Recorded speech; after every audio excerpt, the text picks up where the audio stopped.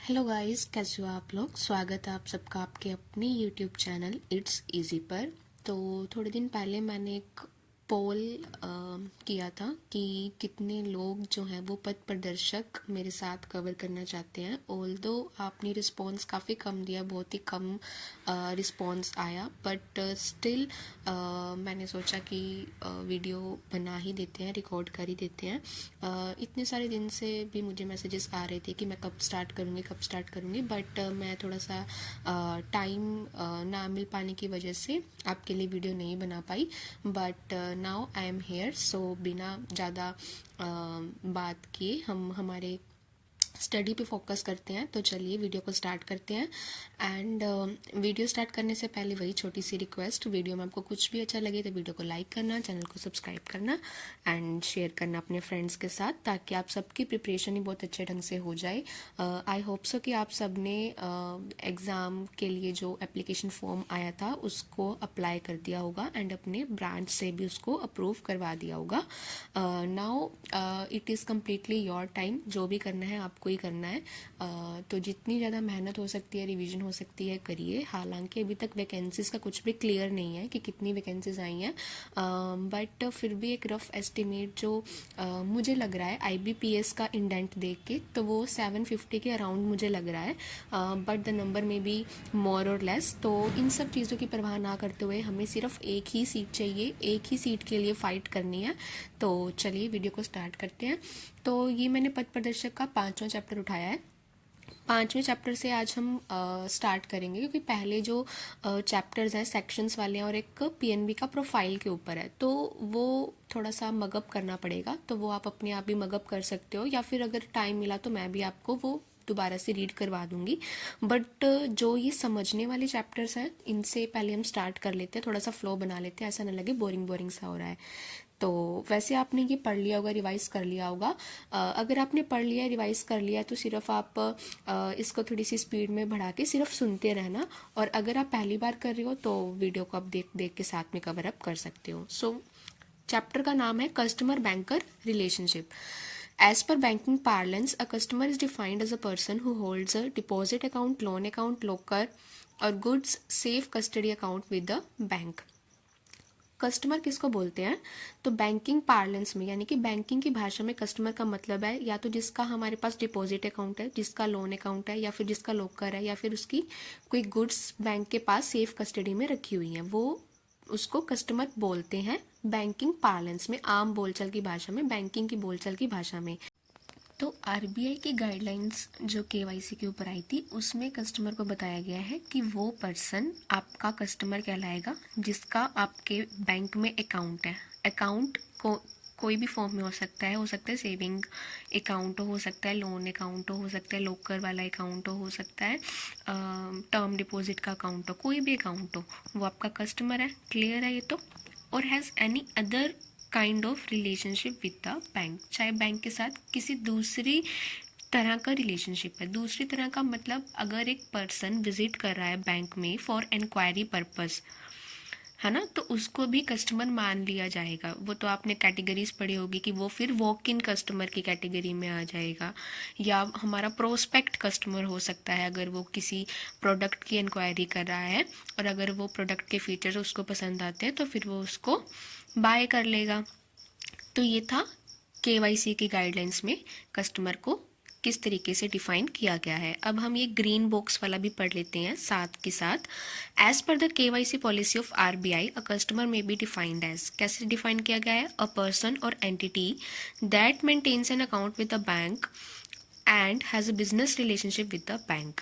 कोई भी पर्सन, कोई भी एंटिटी जो कि बैंक के साथ एक अकाउंट मेंटेन करती है उसको कस्टमर माना जाएगा, या फिर वो बैंक के साथ कोई बिजनेस रिलेशनशिप रखती है, बैंकिंग ट्रांजैक्शन करती है बैंक के साथ, तो उसको भी कस्टमर बोला जाएगा। जैसे कि अगर आपको पता हो कि जो इंडो नेपाल रेमिटेंस होती है, इंडो नेपाल रेमिटेंस को वॉक इन कस्टमर भी कर सकते हैं, बट उसकी कुछ लिमिट रहती है कि एक साल में आप 12 बार ही कर सकते हो और ये इतनी अमाउंट का ही कर सकते हो। ऑल्दो उनका अकाउंट नहीं है आपके बैंक ब्रांच में, फिर भी वो आके इंडो नेपाल रेमिटेंस कर रहे हैं, तब भी वो आपके कस्टमर माने जाएंगे, क्योंकि वो आपके साथ एक बैंकिंग ट्रांजैक्शन कर रहे हैं। ठीक है। The next point is one on whose behalf the account is maintained. Bracket में लिखा हुआ बेनिफिशियल ओनर। जैसे कि मान लो हम स्टूडेंट अकाउंट ओपन करते हैं और अगर हमारा स्टूडेंट जो है वो माइनर है, बिलो 10 ईयर्स है। 10 से 18 में तो हम सेल्फ ऑपरेट करने का भी अलाउड करते हैं, बट अगर 10 साल से भी छोटा है तो उसको क्या होता है, उस अकाउंट का बेनिफिशियल ओनर एक तरीके से कौन हो गया, वो स्टूडेंट हो गया। बट उसको मेंटेन कौन करता है, उसमें ट्रांजैक्शन की परमिशन किसको होती है, उसके गार्जियन को होती है। हालांकि वो अकाउंट को गार्जियन ऑपरेट कर रहा है, गार्जियन आके डिपॉजिट कर रहा है, विड्रॉ कर रहा है या कुछ और ट्रांजैक्शन कर रहा है, बट क्योंकि वो स्टूडेंट के नाम पे है, उस बच्चे के नाम पे है, माइनर के नाम पे है, बेनिफिशियल ओनर उसका वो है, तो उसको भी हम कस्टमर बोलेंगे। ऐसा नहीं है कि सिर्फ पेरेंट को ही हम कस्टमर बोलेंगे, वो बच्चा जिसके नाम पे अकाउंट खुला हुआ है वो भी हमारा कस्टमर ही माना जाएगा। आई होप सो कि आप समझ गए होंगे मैं क्या कहना चाह रही हूँ। नेक्स्ट पॉइंट है beneficiaries of transactions conducted by professional intermediaries such as stock brokers, solicitors etcetera as permitted by the law. अब कुछ प्रोफेशनल इंटरमीडियरीज हैं, अगर वो अकाउंट को मेंटेन कर रहे हैं कुछ लोगों के बिहाफ पे, तो जो बेनिफिशियरीज होंगे उन ट्रांजैक्शंस के, स्टॉक ब्रोकर से जैसे मैं आपको कैसे समझाऊं, सपोज कि कोई भी एक बड़ी सारी फर्म है, स्टॉक ब्रोकर वाली कोई बड़ी सारी फर्म है। अब वो क्या करती है, उसने बैंक को मैंडेट दिया कि आप इतने हमारे कस्टमर्स के अकाउंट में क्या है, आप लीन लगा दीजिए। बैंक ने लीन लगा दिया, तो हालांकि बोला तो उस फर्म ने, स्टॉक ब्रोकर वाली फर्म ने बोला, और बैंक ने उनके मतलब उनके पास उनका मैंडेट था। कहने की बात यह है कि वो स्टॉक ब्रोकर फर्म के पास अपने कस्टमर्स का मैंडेट था कि ठीक है आप बैंक को बोल के हमारे अकाउंट में इतनी अमाउंट का लीन लगवा दीजिए। हालांकि बेनिफिशियरीज कौन है, वो लोग हैं जिन्होंने वो मैंडेट दिया है, बट वो कमांड जो बैंक को दी है वो स्टॉक ब्रोकर फर्म ने दिया है, तो वो स्टॉक ब्रोकर फर्म भी हमारा कस्टमर है, और जो उसके बेनिफिशियरीज हैं जिनको उस ट्रांजेक्शन से बेनिफिट पहुंच रहा है, जिनके अकाउंट में लीन लग रहा है, वो भी हमारे क्या है, कस्टमर है। Any person or entity connected with the financial transaction which can pose significant reputational or other risk to the bank, for example a wire transfer or issue of a high value demand draft as a single transaction। तो कोई भी ऐसे person or entity जो कि किसी financial transaction से जुड़ी हुई है बैंक के साथ, और वो ट्रांजैक्शन से बैंक को कुछ रेपुटेशनल रिस्क या अदर रिस्क भी हो सकता है, तो वो पर्सन या वो एंटिटी भी हमारी कस्टमर मानी जाएगी। ज़्यादा डीप में नहीं जाना है, सिंपल सा है कि जिसका अकाउंट है हमारे बैंक में या फिर जो बैंक के साथ किसी भी तरह की बैंकिंग ट्रांजैक्शन करता है, वो हमारा कस्टमर बोला जाएगा या माना जाएगा।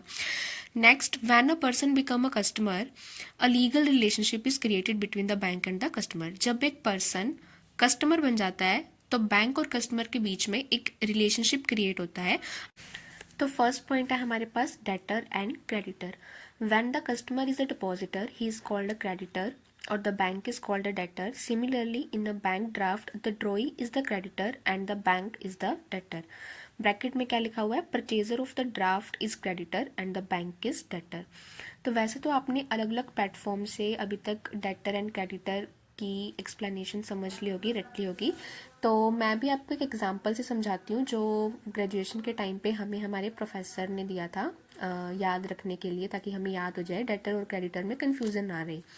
तो अगर आप पासबुक पूरी करने वाली सीट पे बैठते हैं तो आपको पता होगा कि जब कोई कस्टमर ने आके सपोज 5,000 रुपीज़ जमा कराए और वो बोलता है कि मुझे कॉपी में एंट्री करके दे दो, तो आपने एंट्री करी, तो उसका 5,000 रुपीज़ की जो अमाउंट है वो क्रेडिट वाले कॉलम में लिखी होती है। सबसे पहले डेबिट वाला कॉलम होता है, फिर क्रेडिट वाला कॉलम होता है।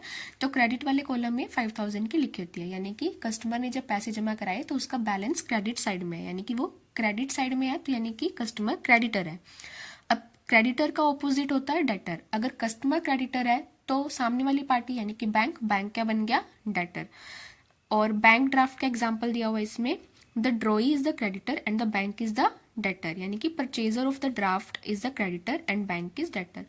क्योंकि बैंक ड्राफ्ट के केस में भी क्या है कि एक तरीके से जो परचेजर होता है ड्राफ्ट का, जो ड्राफ्ट बनवा रहा होता है, वो पैसे एक तरीके से बैंक को दे देता है, बैंक जिसे अपने डीडी अकाउंट में डाल लेता है ना। तो उसने एक बार पैसे दे दिए बैंक को, तो वो बन गया क्रेडिटर और बैंक क्या बन गया, डेटर। और जब वो उसका जो बेनिफिशियरी है डीडी का, जब वो वापस मतलब कि उसको डिस्काउंट करवाने आएगा या उसको रिडीम करवाने आएगा डीडी को, तो तब क्योंकि बैंक ने उस कस्टमर से, परचेजर से पहले ही पैसे लेके रख लिए थे, तो फिर बैंक उसको अपने अकाउंट को डेबिट करके बेनिफिशियरी को वापस दे देगा।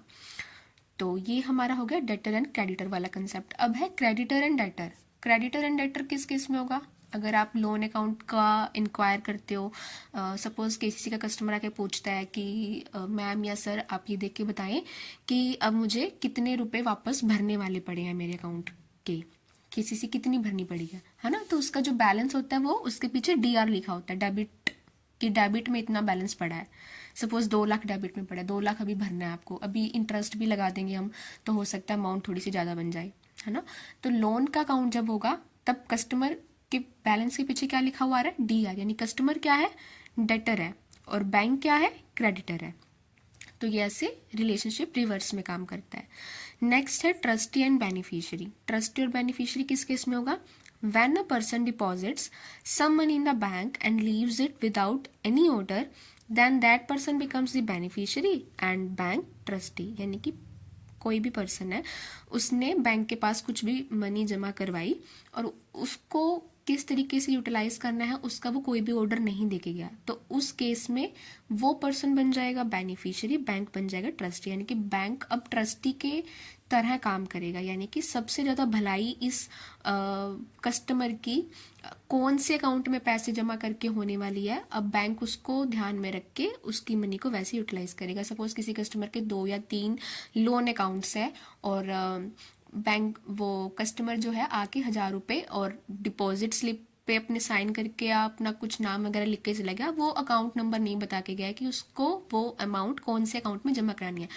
तो बैंक इस केस में ट्रस्टी की पोजीशन ले लेगा। अब बैंक को ये देखना है कि सबसे ज़्यादा इसका भला, सबसे ज़्यादा इसका हित कौन से अकाउंट में पैसे जमा करने से होएगा। यानी कि अगर सपोज एक अकाउंट उसका पीएनपीए में जा रहा है, तो बैंक सोचेगा कि पहले इस वाले अकाउंट में हम डिपॉजिट कर दें तो उसका अकाउंट पीएनपीए से बाहर आ जाएगा, कुछ इस टाइप से। Similarly in a bank draft the payee is the beneficiary and the bank is the trustee. जैसे बैंक ड्राफ्ट का भी हमने एग्जाम्पल पढ़ा था कि जो बनवाने आ रहा है वो कौन होगा? क्रेडिटर, बैंक क्या होगा? डेटर। और अगर बैंक ड्राफ्ट में पेई को इंक्लूड करें हम, पेई यानी कि जो बेनिफिशियरी है उस ड्राफ्ट का, जिसको उस ड्राफ्ट के पैसे मिलने वाले हैं, तो वो पेई क्या है? बेनिफिशियरी है, एंड बैंक क्या है? ट्रस्टी है। क्यों पेई को बेनिफिशियरी बोला गया एंड बैंक को ट्रस्टी बोला गया है? बिकॉज इसलिए कि पहले क्या होता था, जैसे कि किसी भी बोर्ड एग्जाम की फीस है तो वो ड्राफ्ट के थ्रू जाती थी, है ना। मेरे भी अपने टाइम में मुझे याद है कि ड्राफ्ट बनवा के भेजते थे बोर्ड की फीस, है ना।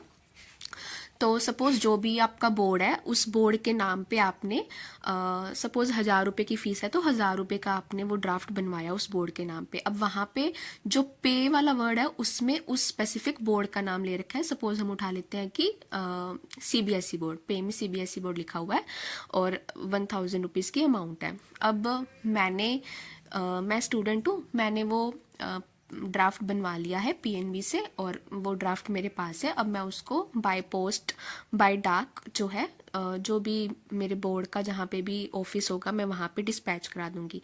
अब सेंट्रल बोर्ड जो है वो तो बेचारा बेनिफिशियरी है ना, उसको थोड़ी पता है कि मेरा जेन्युइन ड्राफ्ट है, मेरे अकाउंट में पैसे थे भी या नहीं थे, या मैं कैसे चुरा के लेके आई हूँ, कैसे बना के लेके, कुछ भी उसको नहीं पता। वो बेनिफिशियरी है, उसको सिर्फ इतना सा ही पता है कि मेरे पास ये ड्राफ्ट है, इसको मुझे बैंक में जाके रिडीम करवा लेना है, मेरे को पैसे मिल जाएंगे, बच्चे की फीस मेरे पास आ जाएगी। वो बेनिफिशियरी है, वो उसको मतलब उसके पीछे की कुछ भी हिस्ट्री वगैरह नहीं पता है, वो उसको एज ए जेन्युइन ड्राफ्ट मान के ही काम कर रहा है। और बैंक इसमें क्या है? ट्रस्टी है। बैंक ट्रस्टी क्यों है? क्योंकि जो स्टूडेंट, जो मैं थी, जब मैंने अपना ड्राफ्ट बनवाया था बैंक के पास जाके, तो बैंक ने क्या किया था, जो मेरी अमाउंट थी, जो पैसा था, वो एज अ ट्रस्टी उन्होंने अपने पास रख लिया था कि जब वो सेंट्रल बोर्ड हमसे मांगने आएगा तो हम आपके बिहाफ पे उसको दे देंगे। तो ये थोड़ा सा एक एग्जाम्पल है जिसे आप थोड़ा सा याद रख लेना, आपको याद हो जाए तो। नेक्स्ट है एजेंट एंड और प्रिंसिपल का। When a customer deposits a cheque in the bank after taking payment, the bank deposits it in that person's account, then the customer becomes the principal and the bank agent. यानी कि clearing का check होता है मान लो, तो clearing का check अगर customer दे के गया है तो बैंक की ये ड्यूटी बन जाती है कि बैंक उसको अपने कस्टमर के बिहाफ पे कलेक्ट करे, और जब उसके पास बैंक के पास पेमेंट आ जाए तो बैंक अपने कस्टमर के अकाउंट में उसको क्रेडिट कर दे। तो यहाँ पर कस्टमर क्या होता है, कस्टमर है प्रिंसिपल, और बैंक क्या है, एजेंट, क्योंकि बैंक अपने कस्टमर की इंस्ट्रक्शंस के अकॉर्डिंग काम कर रहा है। स्टैंडिंग इंस्ट्रक्शन लगाता है कस्टमर अपने अकाउंट में, तो कस्टमर क्या है, प्रिंसिपल है, क्योंकि कस्टमर ने बोल दिया कि आप हर महीने 5 तारीख को मेरे अकाउंट से इतने रुपए डिडक्ट कर लें, और सपोज मेरा आरडी अकाउंट है या मेरा लोन अकाउंट है उसमें क्रेडिट कर दे। तो यहाँ पे कस्टमर ने अपनी इंस्ट्रक्शंस क्लियर कट दे दी हैं, तो कस्टमर यहाँ पे प्रिंसिपल है क्योंकि उसने ऑर्डर दिया है, और बैंक उस ऑर्डर को फॉलो करेगा, तो बैंक है एजेंट। नेक्स्ट है bailee and bailor. If a person deposits his goods with the bank and the bank take the responsibility of monitoring those goods, bracket में लिखा हुआ है as in case of safe custody और deposit of articles, then the customer becomes the depositor and the bank becomes the depositee. Under the Indian Contract Act 1872 the bank will have to take proper care of the goods. तो bailee और bailor का relationship कब आता है, if a person deposits his goods with the bank, यानी कि किसी person ने अपना जो कुछ गुड्स था, कीमती सामान थे, वो बैंक के पास डिपॉजिट कर दिए, और बैंक ने कहा कि ठीक है हम आपके सामान की अच्छे से देख रेख करेंगे, आपके सामान की जिम्मेदारी अब हमारी है। तो ऐसे केस में कस्टमर क्या बन जाएगा, डिपॉजिटर। कस्टमर क्या बन जाएगा, डिपॉजिटर, या फिर बेलर भी आप कह सकते हो, और बैंक क्या बन जाएगा, डिपॉजिटी, या फिर आप बेली भी बोल सकते हो। फॉर एग्जाम्पल मैं आपको एग्जाम्पल देके समझाती हूँ। जैसे कि मान लीजिए कि मतलब हाइपोथेटिकल एग्जाम्पल है, प्रैक्टिकल सिचुएशन से आप इसको मत जोड़िएगा, हाइपोथेटिकल है। जैसे कि मान लीजिए LIC के अगेंस्ट आपने है ना कोई लोन लिया, या LIC तो फिर भी फिजिकल फॉर्म में होते हैं, शेयर्स तो आजकल डीमेट फॉर्म में होने लगे, तो LIC का एग्जांपल लेके चलते हैं। आपने LIC का दिया, अब आपने LIC के अगेंस्ट लोन दिया, तो आपकी जो LIC है सपोज आपने वहाँ पे ही दे दी, बैंक को ही दे दी, तो आपने अपनी गुड्स जो है बैंक के पास जमा कर दी। बैंक ने कहा ठीक है हम आपकी LIC की पॉलिसी की देख रेख करेंगे। अब जब आपने अपना लोन वापस कर दिया, सारा उतार दिया, तो उसके बाद आप डिमांड करेंगे ना बैंक से कि मुझे मेरी LIC की पॉलिसी वापस दो। तो बैंक ऐसे थोड़ी कह देगा कि अरे नहीं मेरे से तो गुम गई, गलती से इधर उधर मिसप्लेस हो गई, नहीं। तो बैंक उसका क्या है, प्रॉपर टेक केयर करता है। अगर ऐसा कोई केस है जिसमें कि आप बैंक के पास गए और बोले कि मेरे पास ये सामान है, तो क्या आप मतलब रिस्पॉन्सिबिलिटी लेते हैं, इसको इसकी देख रेख करते हैं, ठीक है हम आपको इसके बदले में कुछ फीस देंगे। तो अगर बैंक ऐसा कुछ ट्रांजैक्शन होती है तो उसमें बेली और बेलर का रिलेशनशिप क्रिएट होता है। हालांकि ये LIC वाला जो एग्जाम्पल मैंने आपको हाइपोथेटिकल लेके दिया है। उसके बाद है लेसर और लेसी। लेसर और लेसी में क्या है, when a locker is given by the bank to a customer, the bank becomes the lessor and the customer the lessee in this regard। अब लॉकर दिया है बैंक ने कस्टमर को रेंट पे, कि आप हर महीने या ईयरली या सेमी एनुअली रेंट पे कीजिएगा, और आप लॉकर में अपना जो भी कीमती सामान आप रख सकते हैं, हमें कोई प्रॉब्लम नहीं है, हमें कोई आपत्ति नहीं है। तो लॉकर किसका था, बैंक का, जो कि बैंक ने कस्टमर को रेंट पे दिया। तो यहाँ पर लेसर कौन होगा, यहाँ पर लेसर होगा बैंक, और लेसी कौन होगा, कस्टमर। बेलर और बेली में उल्टा था, है ना। बेलर और बेली में क्या था, बेलर कौन था, कस्टमर था, और बेली था बैंक।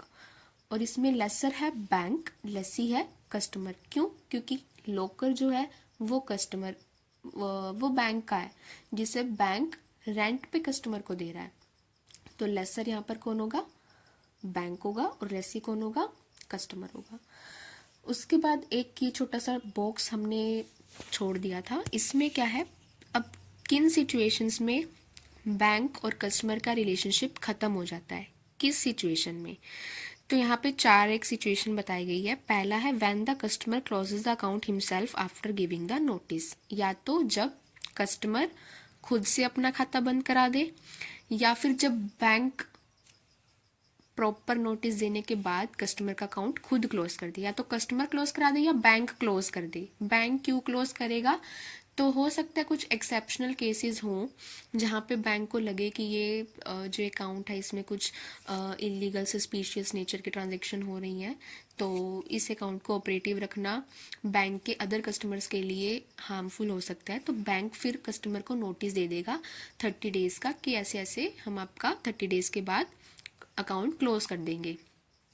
तो या तो कस्टमर कर दे अकाउंट बंद, या बैंक कर दे, या फिर when the client dies goes bankrupt become insane, या तो जो उसका कस्टमर है उसकी मृत्यु हो जाए, या फिर वो दिवालिया हो जाए, या फिर वो पागल हो जाए, became insane. When a garnishee or attachment order comes into customer's account temporary, यानी कि यहाँ पर जो रिलेशनशिप है टेम्परेरी एंड हो जाएगा, परमानेंटली एंड नहीं होगा। टेम्परेरी कैसे? सपोज किसी कस्टमर के अकाउंट पे अटैचमेंट ऑर्डर आ गया 5,000 रुपये का कि 5,000 रुपये इनकम टैक्स के बकाया थे, आप इसके अकाउंट से 5,000 रुपये इनकम टैक्स के अथॉरिटीज़ को भेज दीजिए। तो बैंक को जो है वो अटैचमेंट ऑर्डर की बात माननी पड़ेगी, उसमें जो लिखा हुआ है वो बात माननी पड़ेगी। बैंक क्या करेगा? 5,000 रुपये इनकम टैक्स अथॉरिटीज़ के अकाउंट में भेज देगा। हालांकि कस्टमर की कंसेंट तो नहीं थी, कस्टमर तो आके लड़ाई कर सकता बैंक के साथ कि आपने मेरी इंस्ट्रक्शंस के बिना 5,000 रुपये मेरे अकाउंट से कैसे निकाल के भेज दिए। बट क्योंकि यहाँ पर हमारा कस्टमर के साथ टेम्परेरी तौर पे रिलेशनशिप नहीं रहा, तो हम उसकी मतलब कोई भी बात सुनने के लिए हम वाजिब नहीं है, तो यहाँ पे हमारा टेम्परेरी रिलेशनशिप है जो ख़त्म हो जाता है। नेक्स्ट है duties of the banker. In order to complete the banker-customer relationship, the bank has to fulfill some obligations towards the customer. तो बैंकर की ड्यूटीज़ क्या क्या है? सबसे पहला है honouring cheque issued by the customer. A bank is bound to honour cheque issued by its customer provided the customer has sufficient funds in his account, the funds are sufficiently payable to pay the cheque and there should be a formal expectation of honouring the cheque. तो bank is bound to honour, यानी कि bank की ये obligation है कि अगर customer ने check issue करके दिया है तो उस चेक को ऑनर करे, उस चेक की जो इंस्ट्रक्शंस है उसको फुलफिल करे। शर्त क्या है कि जितने का चेक उन्होंने काट के दिया है उतने का सफिशिएंट फंड है कस्टमर के अकाउंट में। अगर सपोज 1 लाख का चेक काट के दिया है तो 1 लाख रुपए बैलेंस तो होना चाहिए ना अकाउंट में। And the funds are sufficiently payable to pay the cheque, और जो फंड्स अगर है भी 1 लाख रुपए पड़े भी हैं तो वो पेबल हैं कस्टमर को। सपोज 1 लाख पड़े तो है बट कस्टमर ने बोल रखा है या कस्टमर ने 15,000 रुपये की लीन लगा रखी है अकाउंट में, बोला है कि 15,000 रुपये तो नहीं भेजने आपको, तो अब वो पूरा फंड तो बैंक यूटिलाइज नहीं कर सकता ना। तो इस केस में तो बैंक चेक को ओनर कैसे करेगा, है ना। तो सफिशिएंट बैलेंस भी हो और वो बैलेंस कस्टमर को पेबल भी हो, तब ये बैंक की ड्यूटी बनती है कि उसको चेक ओनर ही ओनर करना है। Keeping the secrecy of customers account. Second है कि कस्टमर के अकाउंट की सारी डिटेल्स हैं उनको सीक्रेट रखना, किसी भी थर्ड पर्सन या थर्ड पार्टी के साथ उनको शेयर नहीं करना जब तक कि कस्टमर ने कंसेंट ना दिया हो। कस्टमर ने कंसेंट दिया है तब आप ठीक है कुछ चीज़ें रिवील कर सकते हो, सारी फिर भी रिवील नहीं कर सकते। या फिर अगर आपके पास कोई गवर्नमेंट का या अथॉरिटीज़ का ऐसा कुछ आता है प्रॉपर गार्निश ऑर्डर कुछ जिसमें कुछ डिटेल्स मांगी गई हैं, वहाँ पर तो आपको रिवील करना पड़ेगा, अदरवाइज सीक्रेसी मेंटेन करके रखना। थर्ड है it is also the responsibility of the bank to collect cheque and bills and to submit periodic statement, यानी कि कस्टमर के बिहाफ पे आप चेक या बिल जो भी वो आपको दे उसको आप कलेक्ट करके कस्टमर के अकाउंट में क्रेडिट करिए और कस्टमर को पीरियोडिक स्टेटमेंट्स दीजिए, वो चाहे पासबुक अपडेशन की फॉर्म में हो चाहे फिर स्टेटमेंट की फॉर्म में हो, कुछ भी फॉर्म में हो सकते हैं। बाकी जो आगे ये 3 पॉइंट्स हैं ये 3 पॉइंट्स रिपीट ही लिखे हुए हैं ऊपर वाले 3 पॉइंट्स, तो ड्यूटीज़ हमारी ख़त्म हो गई हैं। नेक्स्ट है बैंकर्स राइट। अब बैंकर्स के कुछ राइट होते हैं, क्या क्या राइट होते हैं? राइट ऑफ लियन है, राइट ऑफ सेट ऑफ है, राइट ऑफ अप्रोप्रिएशन है। चलो एक एक करके देखते हैं इनको क्या होता है। सबसे पहला है लीन।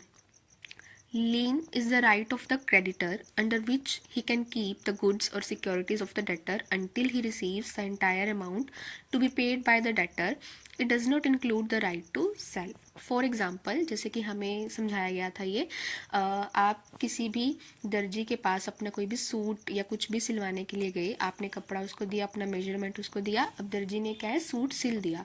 तो अब दर्जी के पास ये राइट है कि वो आपके सूट को तब तक अपने पास रख सकता है जब तक कि आप उसको उसकी सिलाई के पैसे, उसका पेमेंट नहीं दे देते, है ना। आप पेमेंट दोगे नहीं तो वो आपको सूट कैसे पहले वापस कर दे, है ना। आप हो सकता है पेमेंट दे के ही ना जाओ, तो उसके पास ये राइट है कि नहीं नहीं, आपको सूट आपका तभी मिलेगा जब आप मेरे 500 रुपये दे के जाओगे। तो ये उसके पास राइट है उस चीज़ को रखने का, बट उसके पास उसको बेचने का राइट नहीं है। अब ऐसा नहीं है कि आप 10 दिन आए नहीं तो उसने वो किसी और लेडीज़ को सूट सेल कर दिया, तो ये नहीं हो सकता, बट वो आपके गुड्स को आप अपने पास रख सकते हैं। तो यही बैंक का केस होता है कि एज अ कस्टमर आपने जो भी उनको लोन लेने के लिए जो भी उनको गुड्स वगैरह कुछ दी है, अगर कुछ भी चीज़ दिया, आपने अपने प्रॉपर्टी गिरवी रखी है, आपने अपना व्हीकल हाइपोथिकेट किया है, व्हीकल हाइपोथिकेट किया तो उसमें पोजेशन तो चलो कस्टमर के पास ही रहता है, बैंक के पास पोजेशन होता नहीं है। पर जहाँ पर पोजेशन बैंक के पास है तो वहाँ पर वो उस चीज़ को अपने पास तब तक रख सकते हैं जब तक कि सारा आप बैंक का जो भी ड्यूज है वो क्लियर नहीं कर देते। Lien is the right of the bank under which the bank can keep the goods और सिक्योरिटीज। तो ये सेम वही लाइन ऊपर वाली लिखी हुई है। अब लीन के दो टाइप्स बताई गई हैं, स्पेशल लीन और जनरल लीन। स्पेशल लीन क्या है? Special lien is available to the bank only for one transaction. The transaction under this entitles the creditor to retain only those goods and securities in respect of which the amount is payable. Special lien का मतलब क्या है? आपने home loan लिया था, उसके लिए आपने अपने जो प्रॉपर्टी के पेपर्स थे बैंक के पास आपने क्या रखे हुए थे, वो प्रॉपर्टी के पेपर्स। अब जब तक आप होम लोन सारा क्लियर नहीं कर देते तब तक बैंक आपके प्रॉपर्टी के पेपर्स अपने पास रख सकता है, ठीक है, जब तक कि आप होम लोन क्लियर नहीं कर देते। अब ऐसा नहीं है कि आपने होम लोन तो क्लियर कर दिया, अब आपका कोई और लोन भी था, सपोज पर्सनल लोन भी था, अब आपने होम लोन तो क्लियर कर दिया, अब बैंक कहीं नहीं, अभी आपको प्रॉपर्टी के पेपर्स अभी भी नहीं मिलेंगे, पहले पर्सनल लोन भी क्लियर करो। तो स्पेशल लीन ये नहीं होती। स्पेशल लीन में क्या होता है, जो गुड्स आपके जिस पर्पस के लिए बैंक ने एज अ सिक्योरिटी रखी हुई है वो सिर्फ उसी लोन के रिस्पेक्ट में रखी हुई है, अदर के लिए नहीं। और जनरल लीन में क्या होता है? General lean is the right of the lien when the bank can retain the securities or goods taken by it in any form until the time when all the bank's payments obligations of the customer are over। General lien में ये होता है कि bank किसी भी transaction के लिए आपका कोई भी जो सिक्योरिटीज़ है या गुड्स हैं अपने पास तब तक रख सकता है जब तक आपके सारी उधारी सब कुछ क्लियर नहीं हो जाता। फॉर एग्जाम्पल एफडी वाला एग्जाम्पल ले लेते हैं हम। जैसे मान लीजिए आपने एफडी के अगेंस्ट क्या लिया हुआ था, लोन लिया हुआ था, तो आपने क्या है वो सारी अमाउंट जो है क्लियर कर दी। अब बैंक कहे कि नहीं, मैं आपकी एफडी के अमाउंट पे लीन तब तक नहीं उठाऊंगा जब तक आप अपने पर्सनल लोन भी कंप्लीट ना कर दें या अपना व्हीकल लोन भी कंप्लीट ना कर दें। तो ये एक जनरल लीन का एग्जाम्पल है कि आपकी एफडी को सिर्फ एफडी के अगेंस्ट ही नहीं बाकी अदर लोन्स के लिए भी बैंक कह रहा है कि मैं रखूंगा। और स्पेशल लीन आपकी तब बन जाएगी जब आप कहें कि जो प्रॉपर्टी के पेपर्स हैं, अब मैंने होम लोन चुका दिया है, आप मुझे प्रॉपर्टी के पेपर रिलीज करके दे दीजिए, तो वो स्पेशल लीन बन जाएगी। और बैंक की लीन को क्या बोलते हैं? बैंक की लीन को जनरल लीन बोलते हैं। यानी कि बैंक अगर आपका होम लोन था, आपने होम लोन क्लियर कर दिया है और पर्सनल लोन पेंडिंग पड़ा है, तो बैंक आपके प्रॉपर्टी के पेपर्स रख सकता है अपने पास। बट ऐसा होता नहीं है यूजुअली, हम बताएं तो, क्योंकि हमें वो जो हमारे पास आर्टिकल होते हैं या पेपर्स होते हैं वो हमें 15 डेज़ के अंदर रिलीज़ करने होते हैं, वापस उनको हैंड ओवर करने होते हैं, ऐसा होता नहीं है। बट बैंकर के लीन को क्या बोलते हैं? जनरल लीन बोलते हैं। यानी कि बैंक अगर ऐसी कुछ सिचुएशन आए तो बैंक उसको रख भी सकता है, कोई बड़ी बात नहीं है। The special feature of this lien right is that it becomes available to the bank as soon as the customer-bank relationship is established and the bank gets the right to sell the common securities held by it. This lien of the bank does not come under the Limitation Act. When the bank intends to exercise such a right, it is required to give proper notice to the customer. अब special feature क्या है इस लीन का कि ये bank को ये लीन लगाने का अधिकार तभी मिल जाता है जैसे ही बैंक और कस्टमर का रिलेशनशिप जैसे ही बनता है, ठीक है। और बैंक के पास ये राइट भी आ जाता है कि वो कुछ कॉमन सिक्योरिटीज जो कस्टमर की है उसके पास उसको बेच भी सकता है, बैंक के पास ये राइट आ जाता है। बट वो डायरेक्टली ऐसा नहीं कर सकता।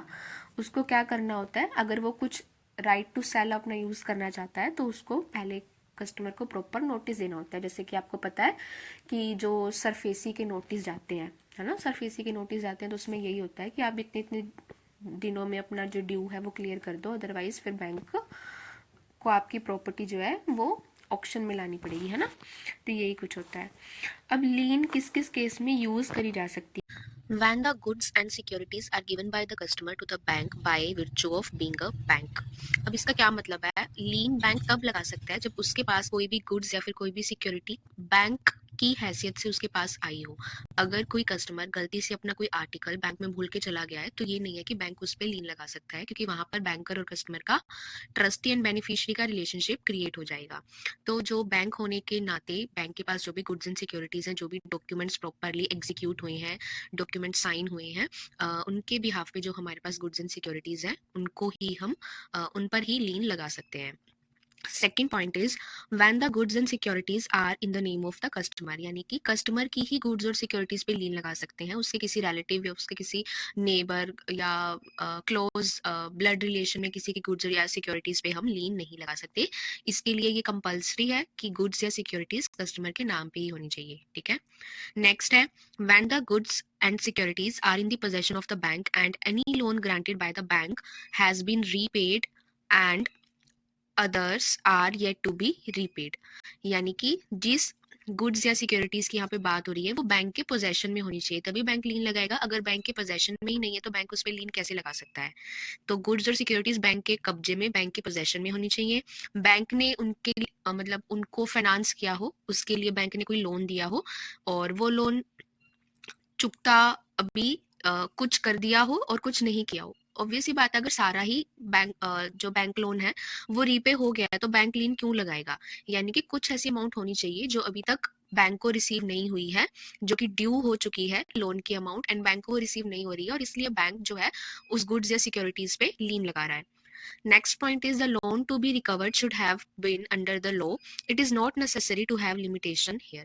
यहाँ पे क्या मतलब है, जिस लोन की रिकवरी की जानी है should have been under the law, कि वो कानूनी रूप से कानून के अंदर होना चाहिए। किसी कोई भी गलत डिमांड नहीं करनी है, जितना इंटरेस्ट है जितना प्रिंसिपल ड्यू है उसी की डिमांड करनी है, कानून के दायरे में होना चाहिए, कुछ अलग से नहीं होना चाहिए।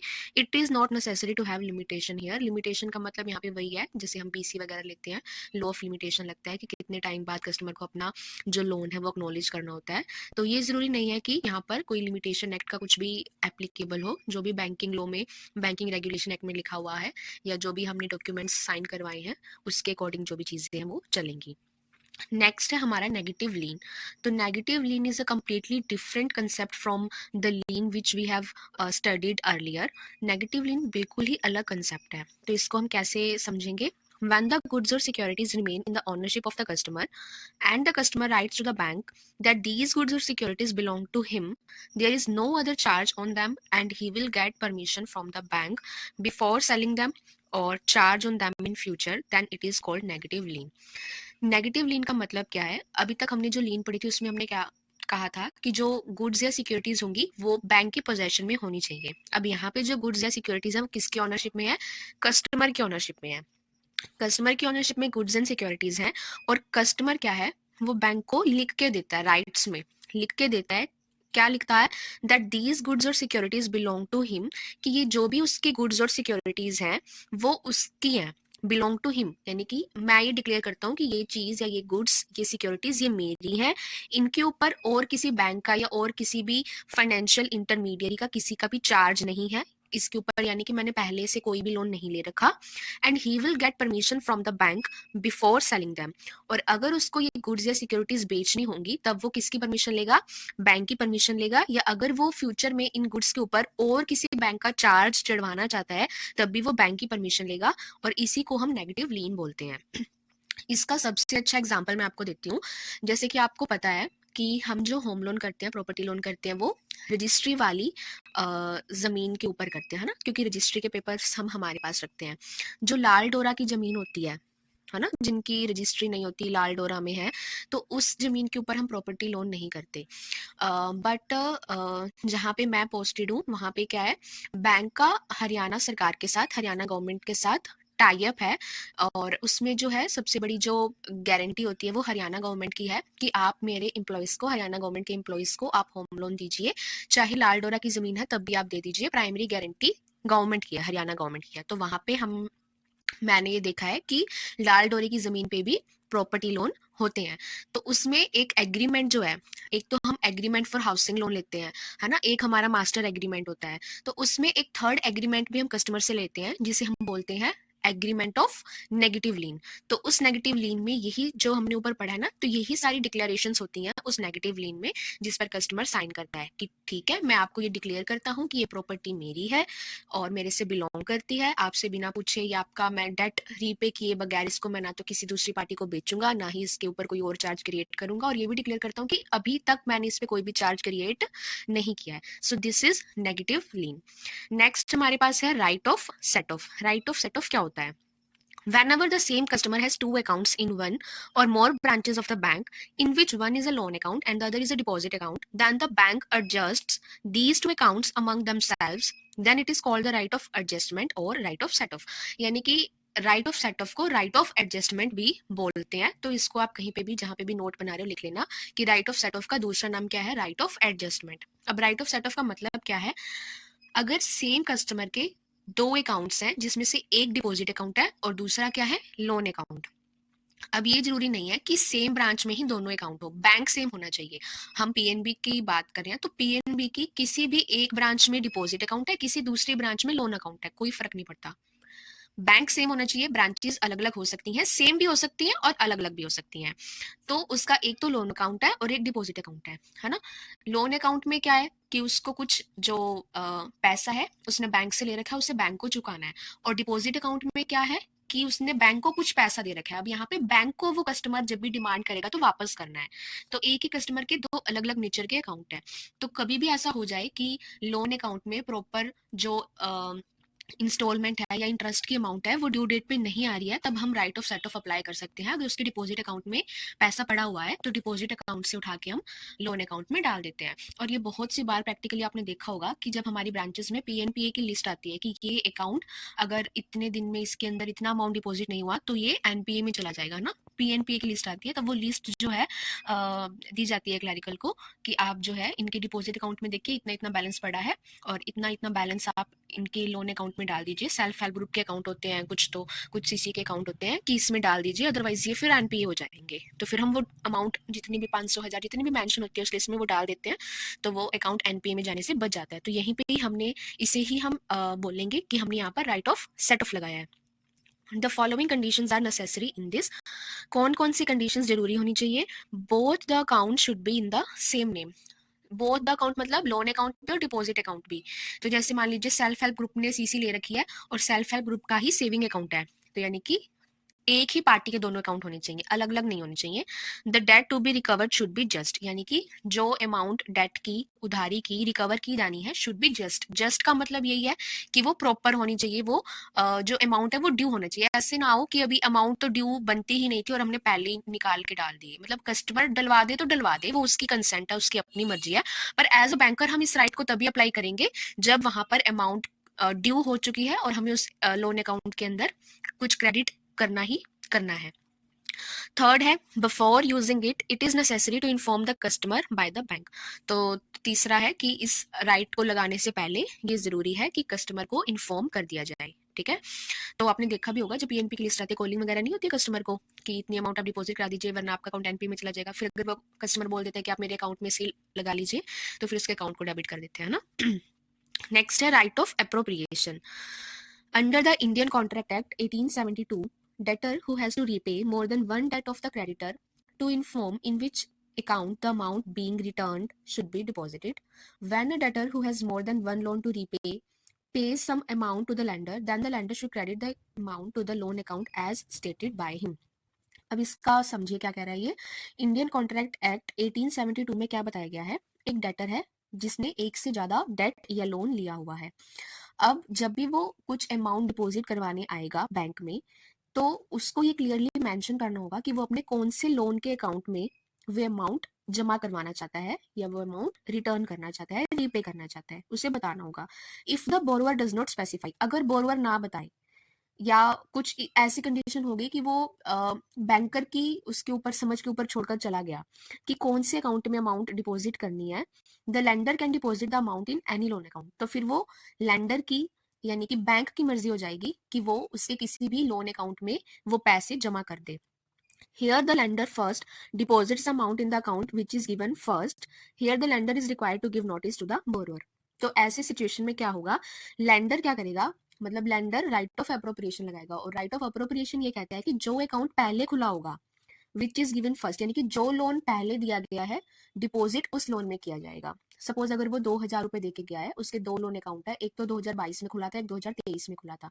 तो एज अ लेंडर 2,000 रुपए देके गया है, तो आप पहले 2022 में जो अकाउंट खुला था उसमें डिपॉजिट करेंगे, एंड फिर अगर कुछ मान लीजिए पीएनपी के लिए जितनी अमाउंट सफिशिएंट आपने उतनी उसमें डिपॉजिट कर दी, और उसके बाद जो अमाउंट बचेगी फिर वो आप 2023 वाले में भी डाल दीजिए, या फिर अगर सारी ही आपको 2022 वाले में डालनी है तो उसमें डाल दीजिए, और आपको नोटिस भी बोरोवर को देना पड़ेगा इस चीज का। नेक्स्ट है हमारे पास गार्निशमेंट ऑर्डर। इसे गार्निशमेंट ऑर्डर भी बोलते हैं, गार्निश ऑर्डर भी बोलते हैं, ठीक है। तो गार्निश ऑर्डर क्या होता है, section 60 of the code of civil procedure 1908 है ना, 1908 का कोड ऑफ सिविल प्रोसीजर है जिसमें गार्निश ऑर्डर के बारे में बताया गया है। If a debtor does not pay the amount to a creditor, then that creditor can approach the court and obtain a garnish order on the bank. अगर कोई डेटर है जिसने किसी से कोई उधारी ले रखी है ना, और वो उधारी वो नहीं चुका रहा है, क्रेडिटर जिसने लोन दिया था, क्रेडिटर को उसकी अमाउंट वापस नहीं मिल रही है, डेटर नहीं दे रहा, डेटर जिसने लोन लिया है, तो क्रेडिटर क्या करेगा, जिसने लोन दिया है, क्रेडिटर कौन है, जिसने लोन दिया है, वो क्या करेगा, किसके पास जाएगा, कोर्ट के पास जाएगा और एक गार्निशी ऑर्डर लेके आएगा, ठीक है।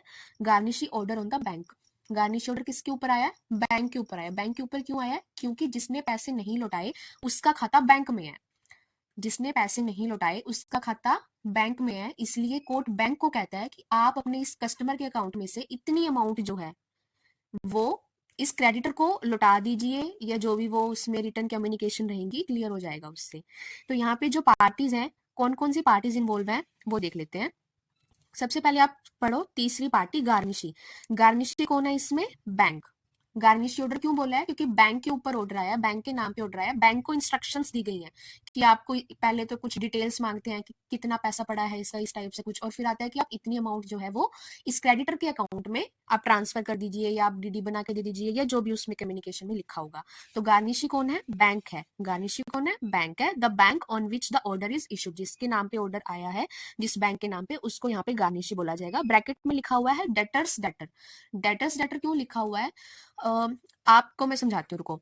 डेटर और क्रेडिटर, अभी मैंने आपको क्या बताया था, क्रेडिटर जिसने लोन दिया है और डेटर जिसने लोन लिया है। अब डेटर का अकाउंट है बैंक में, है ना, डेटर का अकाउंट है बैंक में, सेविंग अकाउंट है, यानी कि हम दो पर्सन को इन्वॉल्व कर लेते हैं, सपोज राम और श्याम।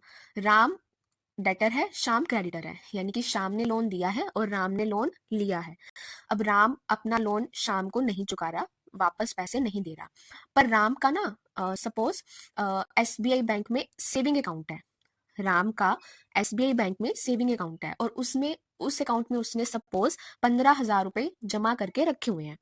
राम ने एसबीआई के अपने सेविंग अकाउंट में 15,000 रुपए जमा करके रखे हुए हैं। अब यहाँ पर अगर मैं बोलूं राम और बैंक, एसबीआई बैंक, इनके बीच में क्या रिलेशन है, राम और एसबीआई बैंक के बीच में क्या रिलेशन है। अब यहाँ पर एसबीआई बैंक क्या है, एसबीआई बैंक डेटर है और राम क्या है, क्रेडिटर है, क्योंकि राम ने पैसे दिए हुए हैं एसबीआई बैंक को। एसबीआई बैंक को वो लौटाने पड़ेंगे जब भी राम चेक भर के ले आया 15,000 का या 10,000 का, या विड्रॉल फॉर्म भर के ले आया, तो एसबीआई बैंक को वो पैसे लौटाने पड़ेंगे। तो यहाँ पे एसबीआई बैंक क्या है, डेटर है ना, और राम क्या है, क्रेडिटर। अब हम श्याम को भी बीच में ले आते हैं। तीन पार्टीज हो गई, एसबीआई बैंक, राम और श्याम। तो श्याम हमारा पहले से क्या था, क्रेडिटर था, और राम और श्याम की जब हम बात कर रहे थे तो श्याम क्या था, क्रेडिटर, और राम क्या था, डेटर, है ना, राम था डेटर। और अगर मैं एसबीआई बैंक और सिर्फ राम की बात करूं तो एसबीआई बैंक क्या था, डेटर, और राम क्या था, क्रेडिटर। अब राम का ये क्रेडिटर वाला रोल तो आप हटा दो, ठीक है। श्याम और राम की जब बात हो रही थी तो राम क्रेडिटर था और श्याम क्रेडिटर था, राम डेटर था। अब राम डेटर है, अब डेटर का भी डेटर कौन है, यानी कि राम का डेटर कौन है, राम का डेटर एसबीआई बैंक है ना, तो इसीलिए यहाँ पे बैंक को डेटर्स डेटर बोलते हैं, डेटर्स डेटर बोलते हैं बैंक को। आई होप सो कि आपको समझ आ गया होगा। डेटर कौन, मैंने बताया था राम और श्याम के केस में राम, यानी कि the debtor on whom the order is passed, जिसके अगेंस्ट वो ऑर्डर आया है कि राम के अकाउंट से 15,000 रुपया 10,000 रुपया निकाल के श्याम के इस अकाउंट में ट्रांसफर कर दो। तो जजमेंट डेटर कौन हुआ, जिस बंदे के अगेंस्ट वो ऑर्डर आया है, जिसके अकाउंट से हम पैसे निकालेंगे। और क्रेडिटर कौन है, जिसके पैसे राम ने नहीं लौटाए थे, यानी कि Shyam. For home the order is passed, जिसके लिए वो ऑर्डर आया है या जो ऑर्डर लेके आया है ना, for home the order is passed यानी कि Shyam. Decree holder, decree holder जिसके पास वो ऑर्डर है, और गार्निशर भी बोलते हैं। आई होप सो कि जजमेंट डेटर, जजमेंट क्रेडिटर और गार्निशी या डेटर्स डेटर वाला कंसेप्ट आपको क्लियर हो गया होगा। अब इसकी क्या है, दो स्टेज होती हैं इस ऑर्डर की, ऑर्डर निशी और ऑर्डर एब्सोल्यूट। ऑर्डर निशी क्या होता है, the court asks for account and amount information from the bank, यानी कि ऑर्डर निशी में कोर्ट क्या है, बैंक को जो कम्युनिकेशन भेजता है उसमें वो इंक्वायरी करेगा कि आपके पास जो राम का अकाउंट है उसमें कितनी अमाउंट पड़ी है, या लास्ट ट्रांजैक्शन कब हुई है, या कुछ भी जो भी वो जानना चाहता है, तो वो कोर्ट उस ऑर्डर में लिख के देगा। इसमें सिर्फ इन्फॉर्मेशन ही मंगाई जा रही है। और ऑर्डर एब्सोल्यूट क्या है, एब्सोल्यूट एकदम फाइनल ऑर्डर है। The order is passed by the court in which the amount to be paid is also mention, और इस ऑर्डर के अंदर अमाउंट भी मेंशन कर दी जाती है कि आपको इतनी अमाउंट जो है ये क्रेडिटर के अकाउंट में ट्रांसफर करनी है, या जो भी उसमें लिखा होगा कि होल्ड करके रखनी है, क्या करना है। After receipt of garnish order, the bank and customer relationship is temporarily terminated.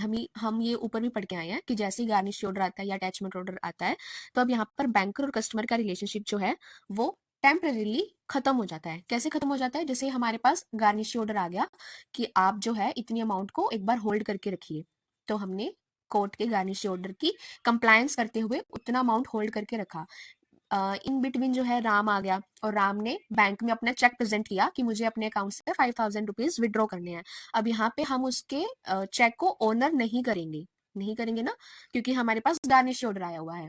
अब राम कहे कि आप मेरे चेक को ऑनर क्यों नहीं कर रहे हैं, बैंकर कस्टमर का रिलेशनशिप है हमारा, आप मेरे चेक को ऑनर करिए, आपकी ड्यूटी बनती है क्योंकि मैं आपका कस्टमर हूं। तो अब यहाँ पर हमारा बैंकर कस्टमर का रिलेशनशिप टेम्परेरीली खत्म हो चुका है, इसलिए हम उसकी बात मानने के लिए रिस्पॉन्सिबल नहीं होंगे। नेक्स्ट है, however, even after receipt of garnish order, the bank can exercise the right of set of rule, यानी कि अगर गार्निश ऑर्डर आ भी जाए, अगर कोर्ट ने लिख भी दिया कि आप 15,000 रुपए में से 10,000 रुपए शाम के अकाउंट में, यस कंप्लीट अमाउंट का एग्जांपल लीजिए कि आप पूरे 15,000 रुपए शाम के अकाउंट में ट्रांसफर कर दीजिए, लेकिन हमने देखा, हमें पता लगा कि इस राम ने तो बैंक से लोन ले रखा है और उस लोन का बकाया 20,000 रुपए पड़ा है, तो पहले हम हमारा लोन को भरेंगे ना, तो फिर वो 15,000 रुपए हम शाम को ट्रांसफर करने के बजाय हम राइट ऑफ सेट ऑफ लगा के पहले अपने लोन अकाउंट में एडजस्ट करेंगे। ठीक है, अब यहाँ पर एक टेबल बना के कुछ समझाया गया है कि किन सिचुएशंस में गार्निश ऑर्डर एप्लीकेबल होगा और किन में नहीं होगा। तो एप्लीकेबल कहाँ कहाँ है, all deposit accounts including FD and RD, FD और आरडी भी इंक्लूड करी हुई है, सभी डिपॉजिट अकाउंट आ जाएंगे। The account should be in the same name and capacity, जो अकाउंट जो है मतलब जो ऑर्डर में जो नाम लिखा हुआ है और हमारे पास जो बैंक में जिस नाम से अकाउंट है, वो दोनों सेम नेम में होना चाहिए, सेम कैपेसिटी में होना चाहिए। On credit balance of cash credit and overdraft, CC या ओडी में अगर कोई क्रेडिट बैलेंस पड़ा है तो वहां पर भी गार्निशी ऑर्डर लग जाएगा। क्रेडिट बैलेंस क्यों बोला गया है, क्योंकि अगर हमने सीसी दी है 5 लाख की सीसी है, तो ऐसा नहीं है कि 5 लाख वो राम यूटिलाइज कर सकता है, तो उस 5 लाख में से हम 15,000 रुपए गार्निशी ऑर्डर की जो अमाउंट है उसमें ट्रांसफर कर दे, नहीं, ये राम का बैलेंस थोड़ी है, बैंक का बैलेंस है ना ये 5 लाख रुपए। तो जो अगर राम की तरफ से इसके अंदर कुछ क्रेडिट अमाउंट है, 5 लाख से ज्यादा 5-20 पड़े हैं, तो वो उस 20 में से 15,000 हम एज ए गार्निश ऑर्डर में जो अमाउंट लिखी गई है वो ट्रांसफर कर सकते हैं, बट सीसी का बैलेंस नहीं कर सकते। क्रेडिट बैलेंस है अगर सीसी का तो कर सकते हैं, अगर सीसी क्रेडिट में है तो। कहाँ कहाँ पे एप्लीकेबल नहीं होगा, आ गया ना, in case of cash credit and overdraft, तो इनकी लिमिट्स पे अप्लाई नहीं होगा। The operation in the account is done as an agent, अगर जिस नाम पे गार्निशी ऑर्डर आया है, सपोज राम के नाम पे गार्निशी ऑर्डर आया है, राम के अगेंस्ट आया है, और हमारे पास जो अकाउंट है वो किसी ट्रस्ट का अकाउंट है जहां पर राम जो है एज ए ट्रस्टी उस अकाउंट को मैनेज कर रहा है, तो फिर हम उस ट्रस्ट वाले अकाउंट पे गार्निशी ऑर्डर एप्लीकेबल नहीं कर सकते। In joint accounts the order is issued in the name of one, not paid proportionately, यानी कि ऑर्डर जो है वो राम के नाम पे आया है और जो अकाउंट है वो राम और सीता दोनों का जॉइंट अकाउंट है, तो जॉइंट अकाउंट के केस में फिर एप्लीकेबल नहीं होगा। अटैचमेंट ऑर्डर हो जाता है पर गार्निश ही नहीं होता। Not on future deposits, future deposits पे भी ये एप्लीकेबल नहीं होता। यानी कि अगर आज 21 तारीख है और 21 तारीख को हमारे पास गार्निशी ऑर्डर आ गया, तो 21 तारीख तक राम के अकाउंट में जो भी बैलेंस है उस पे ही हम गार्निशी ऑर्डर लगा सकते हैं। ऐसा नहीं है कि 22 तारीख को वो कुछ जमा कराने आ रहा है तो उसके ऊपर लगेगा। ठीक है, नेक्स्ट आ गया हमारे पास attachment order. Attachment order is issued by the income tax officer under section 226 subsection 3 of the Income Tax Act 1961। तो अटैचमेंट ऑर्डर कौन इशू कर सकता है? रिवेन्यू अथॉरिटीज इशू करती हैं, जिसमें से इनकम टैक्स ऑफिसर वो इनकम टैक्स एक्ट के इस सेक्शन के तहत कर सकता है। अगर और कोई रिवेन्यू अथॉरिटीज है, कुछ कस्टम की है, कुछ शिपिंग की है, या कुछ किसी भी टाइप की रिवेन्यू अथॉरिटीज हो सकती है, अगर उनका कुछ भी पेंडिंग पड़ा हुआ है रिवेन्यू कलेक्ट करना और उन्हें पता लगता है कि इस कस्टमर का इस बैंक में अकाउंट है जहां पर उसके पास बैलेंस है अकाउंट में, तो फिर वो अटैचमेंट ऑर्डर इशू कर देती हैं। Such order is applicable to all deposits which are deposited in the bank at the time of receipt of the order or have been deposited in the bank even after the receipt of the order, or the order applies to joint accounts paid proportionally can go। इसमें सारा कुछ ही बता दिया कि ये जो order है किस पर एप्लीकेबल रहता है। अटैचमेंट ऑर्डर आने से पहले जो बैलेंस है अकाउंट में उस पर भी लग जाएगा। अटैचमेंट ऑर्डर बैंक के पास आ गया, उसके बाद उसमें कुछ अमाउंट डिपॉजिट हुई है उस पर भी लग जाएगा। और अगर जॉइंट अकाउंट है और ऑर्डर सिंगल नाम पे आया है, बैंक में जॉइंट अकाउंट है, तो उसमें भी लग जाएगा। उसमें ये देख लिया जाएगा कि कितना कितना है। अगर दोनों का 50-50% शेयरिंग है तो फिर हाफ बैलेंस पे अटैचमेंट ऑर्डर लग जाएगा। किस केस में एप्लीकेबल है, किस में नहीं है? तो सभी डिपॉजिट अकाउंट्स पे एप्लीकेबल है, एफडी और आरडी भी इंक्लूड है। The account should be in the same name and capacity. Account जो है सेम नाम पर होना चाहिए, सेम कैपेसिटी में होना चाहिए। मतलब अगर वही एग्जांपल ट्रस्ट वाला मैं दोबारा से लूं कि ट्रस्ट का अकाउंट है जिसमें राम जो है एज अ ट्रस्टी उस अकाउंट को मैनेज कर रहा है, तो फिर उस केस में अटैचमेंट ऑर्डर भी अप्लाई नहीं होगा। कैपेसिटी सेम होनी चाहिए, है ना। पे प्रोपोर्शनेटली टू जॉइंट अकाउंट, अगर जॉइंट अकाउंट है तो फिर प्रोपोर्शनेटली पे हो जाएगा। On credit balance of cash credit and overdraft, CC और ओडी अगर क्रेडिट में है तो उस क्रेडिट अमाउंट पे भी एप्लीकेबल हो जाएगा। Even on the amount deposited in the future, future में अगर कुछ जमा हो रहा है उस अकाउंट में, उस पे भी अटैचमेंट ऑर्डर एप्लीकेबल हो जाएगा। क्योंकि रिवेन्यू अथॉरिटीज को सिंपल सा मतलब है कि हमारा इतना जीएसटी पेंडिंग पड़ा था, ये फर्म हमारा जीएसटी नहीं दे रही, ये पर्सन हमारा इनकम टैक्स नहीं भर रहा, तो चाहे पैसा पहले से पड़ा है चाहे पैसा बाद में जमा हो रहा है, कोई फर्क नहीं पड़ता। रिवेन्यू अथॉरिटीज को सिर्फ अपनी कलेक्शन से मतलब है, अपने जो भी सर्विस टैक्स है, जो भी सर्विस चार्जेस हैं, उनसे मतलब है कि मुझे वो कलेक्ट करना है। चाहे मुझे वो आज पड़ा है तो आज मिल जाए, 2 दिन बाद जमा हो रहा है तो मुझे चाहे वो वाला मिल जाए। कहाँ पर अप्लाई नहीं होता? In case of available balance in the shape of cash credit and overdraft, अगर सीसीओडी का बैलेंस है तो उस पर नहीं लगेगा। The operation in the account is done as an agent, अगर किसी अकाउंट के अंदर कस्टमर का जो मोड ऑफ ऑपरेशन है वो एज एन एजेंट वो कर रहा है, उसका खुद का अकाउंट नहीं है। किसी फर्म में तो चलो प्रोप्राइटर खुद ही हो जाएगा या पार्टनर हो जाएगा, पर जहां पर कुछ भी ट्रस्टी बेनिफिशियरी जैसा कुछ भी हो रहा है वहां पर एप्लीकेबल नहीं होगा। अब गार्निशी ऑर्डर और अटैचमेंट ऑर्डर के बीच में डिफरेंस समझाया गया है। इशुइंग अथॉरिटी, गार्निशी ऑर्डर कौन इशू करता है? कोर्ट। और अटैचमेंट ऑर्डर रिवेन्यू या टैक्स अथॉरिटीज। किस सेक्शन या किस एक्ट के तहत ही होता है? गार्निशी ऑर्डर होता है कोड ऑफ सिविल प्रोसीजर। अभी आपको ऑर्डर 21 रूल 46 ये इतना याद नहीं रहता, no problem. Code of civil procedure के अंडर ये इशू होता है, सिर्फ इतना याद रख लो, सफिशियंट है। और अटैचमेंट ऑर्डर किस में होता है? सेक्शन 226 है इनकम टैक्स एक्ट का। यहाँ पर डिपॉजिटर यानी कि जिसका पैसा जमा है उसको क्या बोलते हैं? गार्निश में बोलते हैं जजमेंट डेटर, डेटर जिसने लोन लिया बट वो चुका नहीं रहा। अटैचमेंट ऑर्डर में क्या बोलते हैं? असेसी बोलते हैं। अगर आपने इनकम टैक्स एक्ट पढ़ रखा है, कॉमर्स बैकग्राउंड से है, तो आपको असेसी का मतलब पता होगा। अगर नहीं पता है तो बस सिर्फ आप याद ही रख लो, डिपॉजिटर को बोलते हैं असेसी। बैंक को क्या बोलते हैं? गार्निश ऑर्डर में गार्निशी बोलते हैं बैंक को, एक तो गार्निशी बोलते हैं, दूसरा क्या बोलते हैं? Debtors debtor, judgment debtors debtor. और अटैचमेंट ऑर्डर में क्या बोलेंगे? असेसिस debtor. Stages of order, garnishee 2 में आता है, निशी ऑर्डर, निशी और ऑर्डर एब्सोल्यूट, और इसका कोई ऐसे ऑर्डर नहीं होता स्टेज ऑफ ऑर्डर अटैचमेंट का। इशूड टू रिकवर, क्या रिकवर करने के लिए ये इशू किया जाता है? तो गार्निशी किस लिए होता है? क्रेडिटर का जो बकाया है पर्सनल ड्यूज, क्रेडिटर के पर्सनल ड्यूज को रिकवर करने के लिए गार्निशी ऑर्डर इशू किया जाता है। और गवर्नमेंट के जब ड्यूज होते हैं उनको रिकवर करना होता है तब हम क्या इशू करते हैं? Attachment order. अमाउंट, गार्निशी में क्या लिखा है? मे बी मेंशन स्पेसिफिकली, तो गार्निशी ऑर्डर में तो हो भी सकता है कि अमाउंट स्पेसिफिकली लिखी हो कि इतनी आपको होल्ड करनी है नहीं करनी है, और हो सकता है ना भी लिखी हो। पर अटैचमेंट ऑर्डर में तो ये कंपल्सरी है कि अमाउंट को स्पेसिफिकली मेंशन किया जाता है कि इस फर्म का, इस पर्सन का इतना जो है जीएसटी, इतना जो है इनकम टैक्स वो पेंडिंग पड़ा था, इसने नहीं पे किया, इसलिए आप इतनी अमाउंट पे जो है अटैचमेंट ऑर्डर लगा दीजिए, इस अकाउंट को अटैच कर दीजिए। एप्लीकेबल टू विच अकाउंट, अब कौन कौन से अकाउंट्स पर एप्लीकेबल है? गार्निशी में क्या है? Clear amount with the garnishee at time of receipt, यानी कि जब हमारे पास गार्निशी ऑर्डर आया उस टाइम तक जो भी बैलेंस है उस पे लगेगा गार्निशी ऑर्डर। अटैचमेंट सब पे लग जाएगा, फॉर ऑल, सब पे, चाहे पहले चाहे बाद में, जो भी अमाउंट है। एप्लीकेबल टू विच अकाउंट, अब कौन से अकाउंट पे एप्लीकेबल है?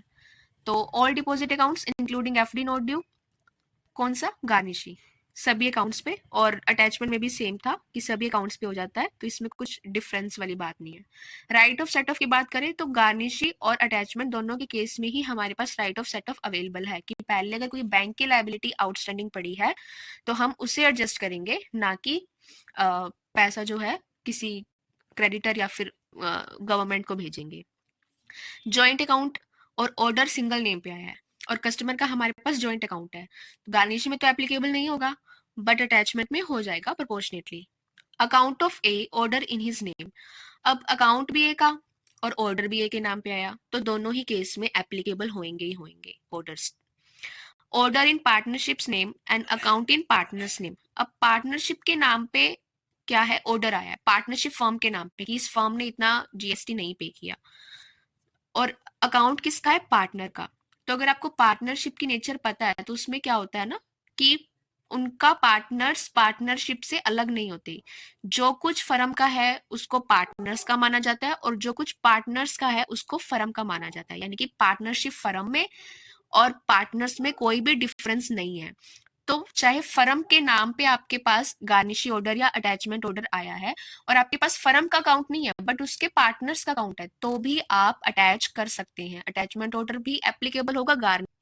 Joint account, order same, joint names. Joint account, अगर अकाउंट जॉइंट है और ऑर्डर भी जॉइंट नाम पे ही आया है, जॉइंट अकाउंट है ए और बी का और ए और बी के नाम पे ही गार्निशी या अटैचमेंट ऑर्डर आया है, तो लगेगा ही लगेगा। Order in name of partner, trustee, executor, liquidator, director of a company, partner के नाम पे कोई ऑर्डर आया है, ट्रस्टी के नाम पे आया, एग्जीक्यूटर के नाम पे आया, लिक्विडेटर के नाम पे आया। Not applicable for accounts in the name of firm, trust, company etcetera, accounts in fiduciary capacity. अब पार्टनर के नाम पे आ गया बट हमारे पास फर्म का अकाउंट है, तो फिर हम फर्म के अकाउंट पे नहीं लगा पाएंगे, ट्रस्ट के अकाउंट पे नहीं लगा पाएंगे, कंपनी के नाम पे नहीं लगा पाएंगे। ठीक है, दोनों ही केसेस में। डिसीज्ड, किसी डिसीज्ड के नाम पे, ऐसा पर्सन जिसकी डेथ हो गई है उसके नाम पे ऑर्डर आया है, तो गार्निश एप्लीकेबल होगा। Execution proceeding can't be stopped after death, death के बाद भी इस प्रोसीडिंग को रोका नहीं जा सकता, और अटैचमेंट भी एप्लीकेबल हो जाएगा। इंसॉल्वेंट, कोई दिवालिया हो चुका है उसके नाम पे आया है, तो गार्निश भी नहीं लगेगा और अटैचमेंट भी नहीं लगेगा। अनड्रॉन सीसी और डीडी लिमिट, 5 लाख की हमने सीसी बना के दी थी राम को, उसमें से 2 लाख रुपए तो राम ने अवेल कर रखी है, 3 लाख की अभी पड़ी अवेल करनी, उसने अवेल नहीं करी, तो अब 3 लाख के बैलेंस पे थोड़ी लगा देंगे गार्निश या अटैचमेंट, नहीं लगा सकते क्योंकि ये बैंक का पैसा है, राम का पैसा नहीं है। ऑर्डर रिसीव्ड साइमल्टेनियसली और इज पेंडिंग फॉर पेमेंट, अब दोनों ऑर्डर एक साथ आ गए तो क्या करेंगे? प्रेफरेंस किसको मिलेगी? अटैचमेंट ऑर्डर को। पहले गवर्नमेंट अथॉरिटीज के ड्यूज को कलेक्ट करना जरूरी है, उसके बाद किसी के पर्सनल ड्यूज को कलेक्ट करेंगे, है ना। नेक्स्ट है failure to implement the order, अगर बैंक फेल हो जाता है ऑर्डर इंप्लीमेंट करने में तो क्या बोला जाएगा? गार्निश ऑर्डर के केस में कंटेम्प्ट ऑफ कोर्ट, यानी कि कोर्ट का दोषी है। असेसी इन डिफॉल्ट, वहां पर नाम दिया गया है assessee in default. Applicability on FDR as collateral security, अगर कोई एफडी हमारे पास एज अ कोलेटरल सिक्योरिटी पड़ी है उसके ऊपर क्या हम लगा देंगे गार्निश या अटैचमेंट? तो नहीं लगाएंगे क्योंकि वो हमारे किसी पर्सनल मतलब बैंक के ड्यूज के अगेंस्ट ही पड़ी होगी ना, तो बैंक के ड्यूज के लिए है तो उसके ऊपर एप्लीकेबल नहीं होगी। तो ये था एक चैप्टर कंप्लीट हो गया हमारा। नेक्स्ट केवाईसी के ऊपर है, तो ये चैप्टर आप अच्छे से पढ़ लेना, रिवाइज कर लेना, एंड जल्दी मिलते हैं नेक्स्ट वीडियो के साथ। Thank you, thanks for watching.